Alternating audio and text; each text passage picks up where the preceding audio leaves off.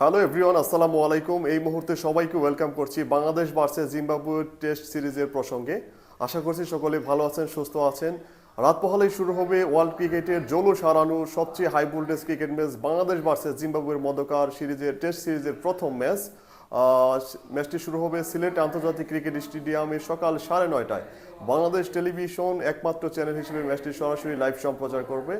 এছাড়া আপনারা যারা মাঠে বসে খেলা দেখতে চান, সর্বনিম্ন 50 টাকা থেকে শুরু করে সর্বোচ্চ 500 টাকা মূল্যের টিকিট কেটে কিন্তু আপনারা ম্যাচটি দেখতে পারবেন। অত্যন্ত উত্তেজনাকর, এজন্যই বলছি আমরা যেমনটা দেখে থাকি ভারত পাকিস্তান কিংবা অস্ট্রেলিয়া ইংল্যান্ডের মধ্যে যেমনটা উত্তেজনাময় ক্রিকেট হয়ে থাকে, বাংলাদেশ জিম্বাবুয়ের মধ্যে কিন্তু এক সময় এই ধরনের ক্রিকেট আমরা লক্ষ্য করেছি। এদিক থেকে বলতে পারি বাংলাদেশের যে অকৃত্রিম বন্ধু হচ্ছে জিম্বাবুয়ে।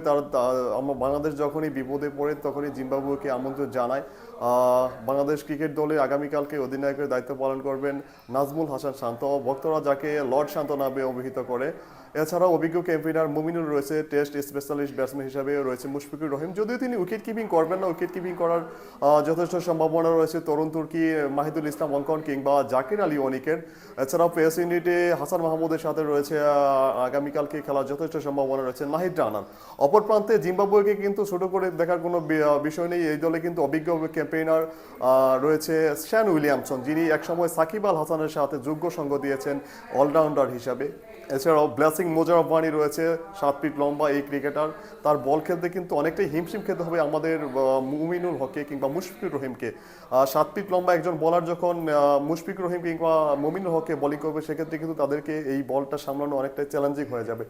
অবশ্যই আমরা সাকিব আল হাসানকে এই দলে মিস করব, কেননা তিনি অত্যন্ত অভিজ্ঞ একজন ক্যাম্পেইনার। দীর্ঘ এক যুগ তিনি ওয়ার্ল্ড ক্রিকেটের নাম্বার 1 অলরাউন্ডার ছিলেন 3 ফরম্যাটে।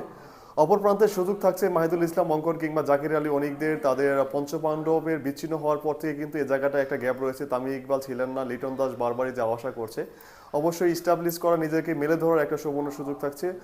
সুপ্রিয় দর্শক শ্রোতা মণ্ডলী, আপনাদের সবাইকে আগামীকালকে ম্যাচটি দেখার আমন্ত্রণ জানাবো। অবশ্যই আমরা বাংলাদেশকে সাপোর্ট করবো অ্যান্ড বাংলাদেশ জিতবে ইনশাআল্লাহ, আমরা এমনটা বিশ্বাস করি।